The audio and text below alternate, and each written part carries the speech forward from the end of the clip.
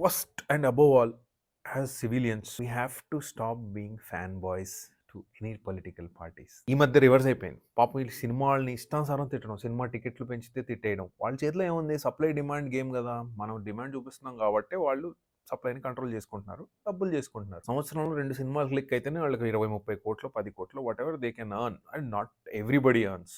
Only few people who make it there will earn. Same logic applies to directors, producers, heroes. ఇందులో మనం వెళ్ళి కన్వీనియంట్గా తిట్టడం, it's all fashion అయిపోయింది. నీకు నిజంగా అంత ధైర్యం ఉంటే, నీకు అంత సత్తా ఉంటే, చిన్న ఛాలెంజ్ నేను రాసిస్తా. నీ ఇంటి బయట, నీ వీధి బయట, నీ బస్తీ బయట, నీ ఊర్లో గుంత లేని రోడ్ ఉండదు, చెత్త లేని ప్లేస్ ఉండదు, హాస్పిటల్స్ చక్కగా ఉండవు, స్కూల్స్ మంచిగా లేవు. మొత్తం దేశంలో ప్రాబ్లం ఎగ్జిస్ట్. దీని మీద అకౌంటబిలిటీ తీసు, దీని మీద క్వశ్చన్ చేయి, దీన్ని ట్యాగ్ చేయి. సోషల్ మీడియాకున్న పవరే ఆ సినిమా చూపించింది. ఇన్ఫాక్ట్ తైవాన్లో elections were largely controlled by TikTok. తెలుసా మీకు? ఒక నెరేటివ్ సెట్ చేసి టిక్ టాక్ ద్వారానే ఎలక్షన్ క్యాంపెయిన్ విన్ చేశారు ప్రెసిడెంట్. ఎంత చక్కగా చూపించారంటే ఒక సోషల్ మీడియాని మనం ఎలా వాడుతున్నాం అని.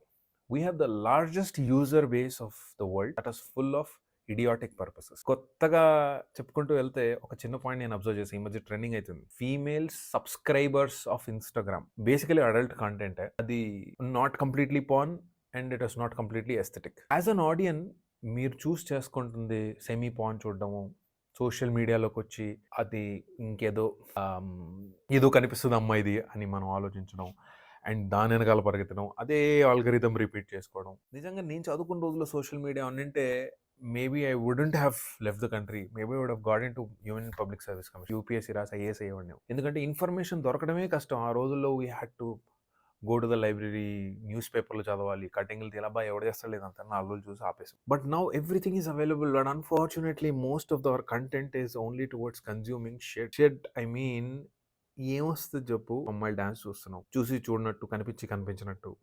I never wanted to speak all this, but నిన్న సినిమా చూసాక నాకు ఒక రియాలిటీ చెక్ లాగా అనిపించింది.